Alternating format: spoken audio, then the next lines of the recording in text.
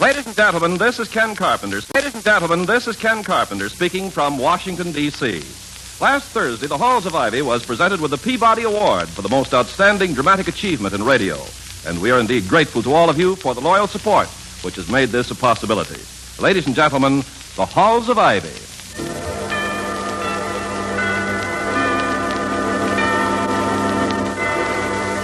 Good evening. This is Ronald Coleman. May I add my word of thanks to the George Foster Peabody Committee for this coveted award.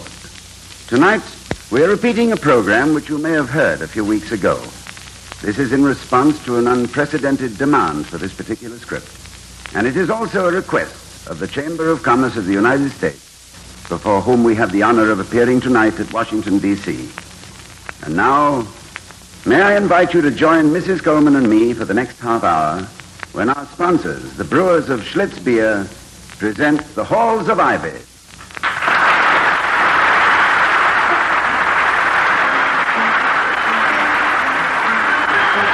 If you like good beer, do as millions of people are doing all over the country. Ask for Schlitz, the beer that made Milwaukee famous. Schlitz tastes so good to so many people that it's the largest selling beer in America. It has to be fine to be first. The Halls of Ivy. We love the halls of ivy that surround us here today, and we will not forget though we be far, far away. Welcome again to Ivy. Ivy College, that is, in the town of Ivy, USA. Like millions of other citizens, the president of Ivy, Dr. William Todd Hunter Hall, scans each morning paper for some little ray of hope that the world may be tottering on the brink of sanity. As he says to his wife, Victoria, former reigning beauty of the London stage, The loss of perspective, that's what it is. Good. I'm glad that's settled. You're glad? No. Whatever it was you were talking about. You sounded tied up in little bow knots and ragged threads clipped off ready for shipment. Well, I really didn't mean it to sound like that. Conclusive is something I try very hard not to be. It's too easy to wake up thirsting for a hair of the dogma that bit you, or that you bit somebody else with. Yes, well, when you get around to it, dear, I know you'll tell me what you've been talking about. I'm not one of your brain-picking females who won't let you have a private opinion of your own, but, are we getting anywhere with this conversation? A conversation needn't necessarily go anywhere. Now, it's merely one of the pleasant civilized customs which differentiate us from the lower vertebrates. Oh, I thought all animals communicated with each other, upper and lower. Communication is not per se conversation. The disjointed earthworm, they say, is able to establish communication between its two halves. But I doubt if the communion would be studied with quotations from Confucius or Bennett Cerf. I give up. What's with the perspective? What's with the perspective? Now that, my darling, is one of the current locutions which I really abominate. What's with you, Charlie? Make with the jokes, Bert. What's with the perspective, William? Ooh, this sounds dreadful. But what does make with the perspective? Yeah, well, I'll have to backtrack a little so I can remember what I... Oh, yeah, yes, I remember. In reading the paper, I rather came to the conclusion that the parlous state of the world at this moment is due, in a measure, to a loss of perspective. I bet you have a pretty profound thought there, Doctor. Break it down for your child bride. I'll try. In the present chaotic state of world affairs, it seems to me that if man could step back from himself and take a good look at his own idiocies, he would doubt his senses. There was a time when an artist, to be worthy of the title, had to be a consummate draftsman, thoroughly grounded in composition, line, mass, color, and perspective. It's perhaps symptomatic of our times that in the art of today, perspective, which gives a sense of relative placement, has been relegated to the isn't that annoying, just when I was about to make a very significant and penetrating observation? Or maybe I've just been saved from saying something quite silly. Excuse me, darling. Hello? Dr. Hall speaking. Police station, Dr. Hall. Chief Benson. Oh, good morning, Chief. Now, who's done what to whom, and how much do I need to get him or her out of whatever it is? Little case of hoodlumism, Doctor. Disturbing the peace, willful damage to theater property, resisting arrest, and just general obnoxiousness. I suppose it concerns me in some way, or you wouldn't be calling. A couple of your students, Doctor. Oh. Names is Clayton, Dorsey. I'm holding them on an open charge pending your advice, which is usually pretty sound. Thank you, but if there's nothing really vicious or felonious against them, can't you release them in my custody without my coming down there? Sure. It's a little irregular, but who's going to pinch the chief of police? Want me to shag these two lemon heads over to your office, Doctor? Yeah, no, you'd better send them to my house instead. I'd rather keep it on a personal and non-official basis if I can. Thanks for calling, Chief. Sure, Doc. I'm always glad to work with you. You're the best cop on my force. And you never pull your prowl car into an alley, take a nap, and report later that your radio went haywire. Keep me informed, will you? All right. Bye. Goodbye, Chief. You were about to ask, I believe, what's with Chief Benson? But no, I was going to phrase it a little more carefully, dear. I was going to say, what cooks for the gendarmes? Well, it appears that two of our young men, Clayton and Dorsey by name, have been picked up for malicious mischief, general hoodlumism, and other misdemeanors. Dorsey and Clayton. I suppose that's Potsy Clayton, the track captain. And Dorsey must be the young man who played such a wicked trumpet in the Junior Follies. It's Riff Dorsey. Well, I wonder what got into those two boys. They're not hoodlums. Well, they've evidently given a very workmanlike imitation of it, then. You know, there's been altogether too many instances of this sort lately. A lack of restraint. Oh, good heavens. Can that be them already? Oh, I doubt it. They're not that anxious to confront me. I'll see. Morning, Bill. Oh, good morning, Tom. Come in. Thank you. Don't brighten our threshold often enough. I know you're busy, but must you wait until you have troubles to come and see us? How do you know I bring troubles?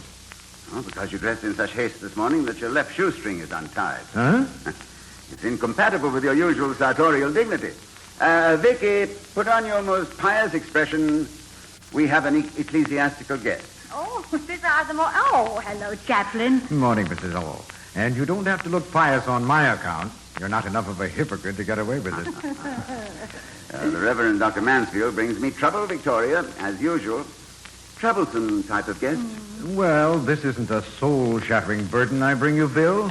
But it's symptomatic, I'm afraid, of a bad and worsening condition. Worsening? Is there such a word? Oh, yes. It's legitimate. Especially now, having had the baptismal blessing of the church. What's the disturbing condition, Tom? And sit down, man, sit down. Yeah, I guess I'd better, at least long enough to tie my shoe. Been hearing anything about some of our boys roughing up the town, Bill? Yes, a couple of reports last week, which I dismissed as isolated, coincidental, and unimportant. After all, you can't have as many muscular and restless young men gathered in one place as we have without the safety valve hissing a little. And then this morning... Yes, this morning, Police Chief Benson called. It seems that a couple of our boys have passed the safety valve stage and are threatening the main boilers. Serious hoodlumism, apparently. Exactly. It's more or less in my province as the theoretical spiritual advisor of these students, but it spills over into your territory, too. After all, you're the head of the tong. I'm just a hatchet man with a prayer book. Mm-hmm. At least when you throw the book at them, Chaplain, it's the right book. Yes, it wouldn't hurt if the Book of Common Prayer were a little more common. Well, I'm glad to hear you say so, Bill. I never considered you a very religious man. Oh, then you better reconsider, Chaplain. A religious man is an ambiguous term, Tom. If you mean, am I religious in the matter of strict church attendance, in the regular observance of form and ritual, of partiality to a nominal group, I'm afraid I must disappoint you. Well, that's what I was... However, if you mean, am I religious in the larger sense of being reverently aware that love and honor and truth and beauty could not have created themselves, well, then you'll find no more devout parishioner than myself. How'd you like to swap jobs? Oh, no. You're a better preacher than I am. Yeah, well, he can't do it, Chaplain, on account of the collar buttoning in the back, and I gave him some lovely neckties for Christmas. That seems to nip that monstrous vocational exchange in the bud. Now, but what about the problem, Tom? You have a suggestion? Yes. I'm going to take it up in chapel, not once and dismiss it. I'm going to hammer at it a little. I think it's serious. And I think you might address the next student assembly on the same topic. Oh, I shall certainly consider it. Chief Benson is sending me his 2 amateur gangsters, and after I talk to them, I'll have a better idea of what the problem is. Oh, that's simple enough. It's the war, the draft, the uncertain status of some of these boys. Books or bullets, professions or propellers. Some of them have a rather understandable, if regrettable, feeling that the carpet is being yanked out from under them, and they might as well have a fling while they're falling. Yeah, that's my diagnosis, too. We got a serum for it? How about a truth serum? Oh, there are so many truths, Mrs. Hall, and so many pat answers masquerading as truth. What do you think, Bill? I really don't know, Chaplain. I'd like to have a wise answer at hand, but this problem is so basic that neither you nor I must rush into the trap of glib and shallow assurance. But being basic, I think it comes down to a matter of character. To quote Abraham Lincoln, character is like a tree, and reputation is its shadow. The shadow is what we think of it. The tree is the real thing. And you think these boys have been looking for birds' nests in the wrong tree? No, not necessarily. No, but I think they might be barking up the wrong shadow.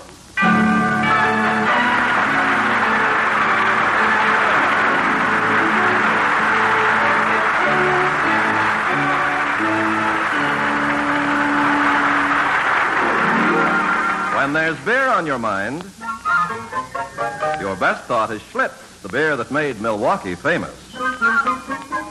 More people like the taste of Schlitz than any other beer. That's why Schlitz is the largest selling beer in America. The other day, the Schlitz people received a letter in which the writer said he'd heard on the radio that Schlitz produces 5 million bottles and cans of beer per day. He seemed to think that this was an unbelievable amount of beer to put out in one day and wondered if his ears were playing tricks on him. They weren't. While the production of Schlitz varies from day to day, the average is well over 5 million cans and bottles of beer daily. Now, this is a record even for Schlitz, the largest selling beer in America. However, the fact of leadership is not nearly so important as the reason behind it. The reason Schlitz is first in sales is because it tastes so good to so many people. We think you like Schlitz best, too. It has to be fine to be first. We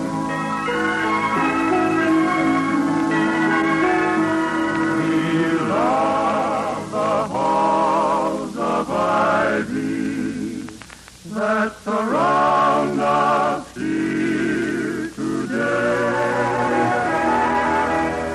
As we return to the halls of ivy, Dr. Hall is still awaiting the arrival of the 2 students charged with disturbing the peace.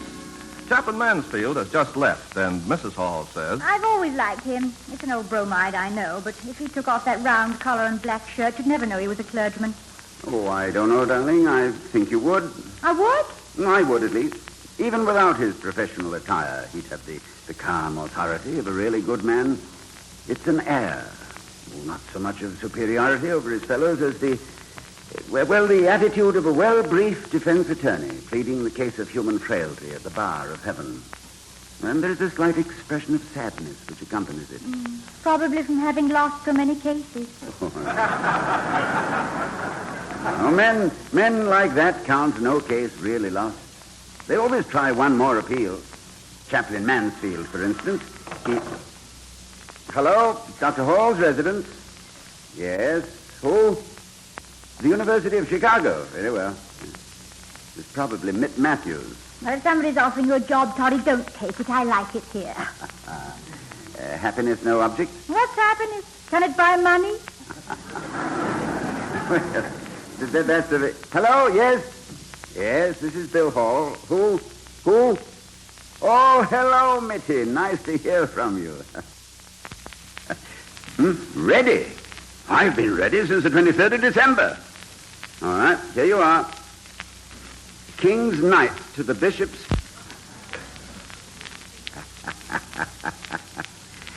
Hey, nasty shock, wasn't it, old man?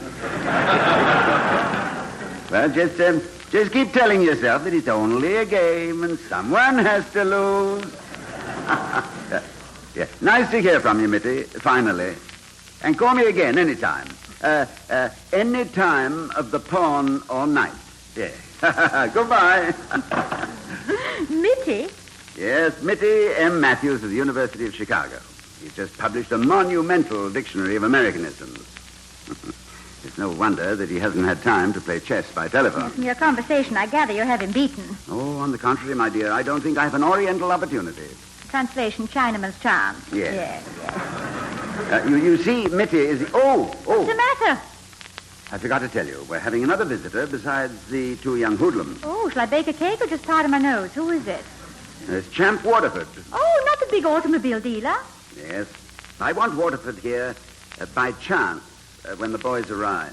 The things that happen by chance around here. Oh, that'll be Waterford, I expect. I'll let him in. Hello, Champ. Hello, Dr. Hall. Come in. Well, how are you, Doctor? And what's this all about? I gather it's some kind of an emergency. Oh, just a minor one, and thank you for responding so promptly. I don't think you've met my wife. Have you, Victoria? Champ Waterford. Hello, Mr. Waterford. I'll be honest. Our left rear tire has one foot in the retread department. Well, I don't think I'm here on a car deal, Mrs. Hall, but if I am, your honesty gets you a small discount. I run into honesty so seldom that I lose all my business sense. We should, as the saying goes, achieve such longevity. Live so long. Yes. And please sit down, Champ. This is not a car deal, so you won't have to run screaming out of the door when you see ours. Well, I have seen yours, and I'll make you a fine offer any day you say. It'll be a pleasure to do business on a non-larceny basis. To whom's larceny are you referring? It doesn't sound quite right, does it? To whom's larceny? No. Whom's larceny are you... The larceny of whom's are you... To whose larceny? Yes, are you referring? Well, my customers, naturally. The only time I'm guilty of chiseling is when some sweet old lady who swears she only used her 900,000-mile Essex to go down to the corner and mail letters tries to sell me a car with molasses and ground cork in the transmission, old rags in the casings, and a radiator plugged with 6 packages of bubble gum. I suppose people do consider an automobile dealer as a lawful prey, a legitimate victim. Doctor, you'd be surprised. People who'd walk back 10 blocks in a blizzard to give a newsboy the proper change, that wouldn't cop a 2-bit ashtray from an $80-a-day hotel suite, those same people will look an automobile dealer square in the eye and tell the most horrible lies about a trade-in. There ought to be a sign over the door of every auto agency. Abandon truth, all ye who enter here. Yeah, and you'd be surprised at the yee-hoos we do get in here. But, hey, I'm talking too much. Well, Champ, this is not an automobile deal. Well, then what is it? Mr. Waterford and I, neither of us seems to know. Well, it was not my intention to maintain a dramatic silence and then reveal all on page 265. No, I was just waiting for the conversation to die down. Well, consider it lying here with rigor mortis setting in. Very well. I guess you know all about Champ Waterford here, Vicky. Well, certainly. You can't pick up a newspaper around here without seeing his slogans. See Champ Waterford, the dealer that lets you shuffle the deck. Don't be a chump, be the champ. Champ Waterford, everybody's motor-in-law. Oh, now, wait, that's enough. I never thought it was as corny as you're making it sound. Well, if corn can make you $2 million, that must be the grain I've been going against. But Vicky, my sweet, I wasn't asking if you'd heard of Champ and his more automotive aspects. He has other claims to fame. Oh, yes, you must come up and see my trophies sometime, said the big, bad, bold wolf. Now, don't be derisive, Champ. The trophies to which you refer with that modest sneer are important and well earned. Let's see now. All-American 3 times, intercollegiate boxing champion, still known among college swimmers as the Flying Fish, winner twice. I think I'm beginning to see a little glimmer of light. Yeah, I'll let the boys in, William. Yeah, thank you, darling. Look, Champ, here. Here's a fast summary of the situation. Okay, Doctor. Hello, boys. Hello, Mrs. Hall. Monsieur Dorsey and Clayton, I believe. Yes, ma'am. I'm Dorsey, Mrs. Hall. Riff Dorsey, well, you play the trumpet like an angel. And you're Potsy Clayton. That's right. A very fast man in a tracksuit and also in getting into trouble, it seems. Yeah, well, come on, boys, come in. Considering your criminal records, I've locked up the silver and hidden away the egg money so you can just relax. Hello there. Come in. Hello, Dr. Hall. William, this is Patsy Clayton of the crack team. And Clayton. the other gangster is Riff Dorsey, with an embouchure that Gabriel would love to have. Boys, this is Mr. Champ Waterford. Hello, Mr. Waterford. You mean the Champ Waterford? The guy that used to keep the engravers working Sundays, putting his name on gold cups? Yes. This is that Champ Waterford. What's an embouchure, Mrs. Hall? Well, it's a musical term, Mr. Waterford. Embouchure. It's the way a wind instrument player puckers up his lips. As they say around Union Hall, you got no embouchure, you got no nothing. Well, I got no embouchure to speak of, but I'd like to play a short solo, gentlemen, that you may find full of discord. Now, let's not take this thing too lightly. You've been accused of some pretty serious, I won't say crimes, but misdemeanors. Hoodlumism, I believe, was the word used. Are you guilty as charged? Yes, sir. I'm afraid so, sir. We came out of a bull session last night, sir, talking about this and that, the draft and everything, and nothing seemed to add up to very much for us right now. And, well, I guess we sort of flipped our lids in town. I don't know. You get started on a tear like that and you keep going. Seems pretty childish now. But it sure seemed the logical thing to do last night. We'll pay for the damage in the theater, Doctor. Well, the actual damage, I understand, was negligible. $20 should cover that, but it's not the ice cream in the ticket chopper at the theater or the ripped-up seats I'm thinking of. It's whether or not the stains are removable. Personally, I don't think they go too deep. Stains, sir? What stains? On your own record. Clayton, good student. Fine athlete, campus hero. You, Riff Dorsey, musician extraordinary, excellent scholastically, popular personally, successful, future assured. Stop the bus. Yeah, hold the phone. What's all this? That assured future. That's what fried our onions in the bull session last night. What future? That was what pulled the trigger, sir. Here today, drafted tomorrow. Studying medicine today, back in 3 years with a tin arm. This is a future? Yeah, who can concentrate? It isn't that we're afraid to go in the Army or anywhere else, but this... Well, it's the uncertainty that gets us. That's it, the uncertainty. Gee, I don't mind fighting. I guess I proved that last night. I took on 3 cops. Yeah, I was doing all right. But when you don't know where you'll be tomorrow, sir... Hey, does this sound awfully silly to you, sir? It doesn't to me, Clayton. In fact, I can listen to you and hear myself back in 1918. You think you've got a complaint? You should have heard me gripe. Uncle Sam yanked his nephew right out of his senior year. You, Mr. Waterford? What happened? Oh, they nailed me, Mrs. Hall. I was a famous athlete, so they made me a motorcycle messenger. Well, what happened after, Mr. Waterford? You go back to school? No, not right away. I worked for 3 years and then went back and took my degree. Worked at what, sir? A publishing house, French translations. Got interested in languages over in France and did a lot of boning up in the hospital. Well, you were wounded, too, Mr. Waterford? Oh, yes, I got the full treatment. Well, I've really got to be going, Doctor, Mrs. Hall. Got to take my wife out dancing and to dinner tonight with a bunch of the Chamber of Commerce boys. National Restaurant Week, you know. Well, taking the family out to dine is a good old American custom. Yeah, what you might call the red, white, and blue plate special. Boys? Yes, sir? I'm leaving you in wiser hands than mine, Dr. Hall. But think of this. You got into a battle with the authorities last night after some pretty loud criticism of the way things are run in this country. Has it occurred to you that there are places where if you take the government with a grain of salt, they let you dig it the rest of your short life? You're looking for real certainty. There's a real one. Good night, everybody. Oh, don't get up, Mrs. Hall. Good night. Good night. Good night, Champ. Good night, sir. So long. Good night. Is there a small hole in the floor around here that some mouse is not using? Dr. Hall, Champ Waterford, I noticed he limped. Was that from... Oh, yes. Yes, his left leg is aluminum. And he's taking his wife dancing tonight. I can see why he's always been a champ.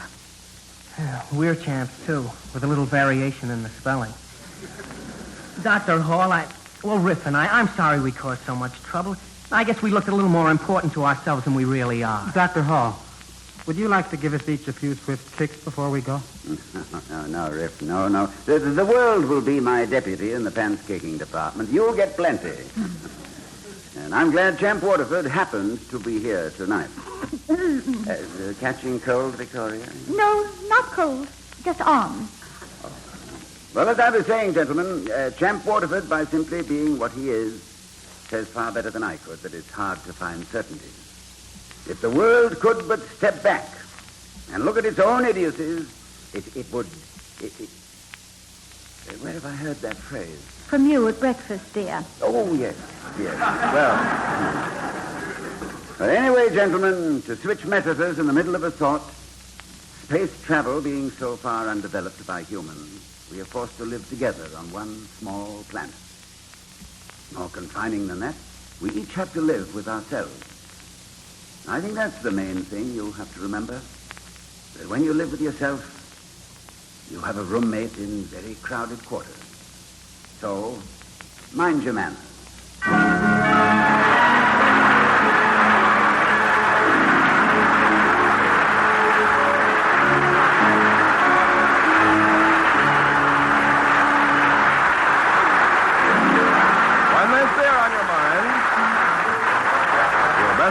Schlitz, the beer that made Milwaukee famous.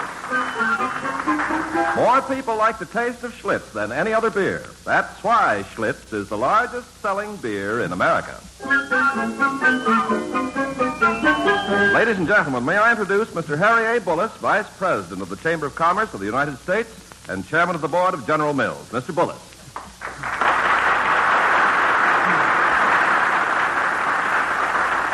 The applause of this 39th annual dinner audience here in the Mayflower Hotel is more eloquent than anything I might say. However, we would like Mr. and Mrs. Coleman, the stars, Mr. Don Quinn, the creator, and the Joseph Schlitz Brewing Company, the sponsor of the Halls of Ivy, to take something of a permanent character with them, something that we hope will encourage the continuance of the contributions they are making to American life. The Chamber of Commerce has much in common with this program.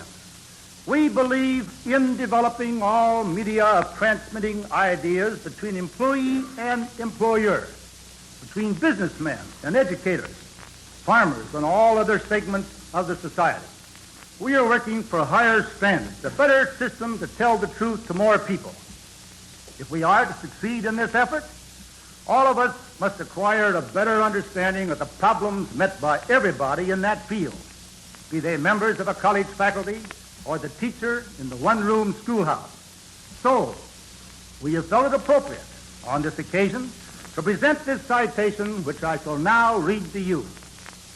Because the Halls of Ivy is not only splendid entertainment, but also because it imparts to the American people a better understanding of the honorable profession of teaching, and is thus contributing to the culture welfare of the country, we of the Chamber of Commerce cite this program for merit.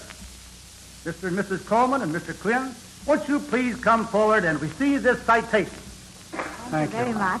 Thank you, Mr. Bullis. Thank you.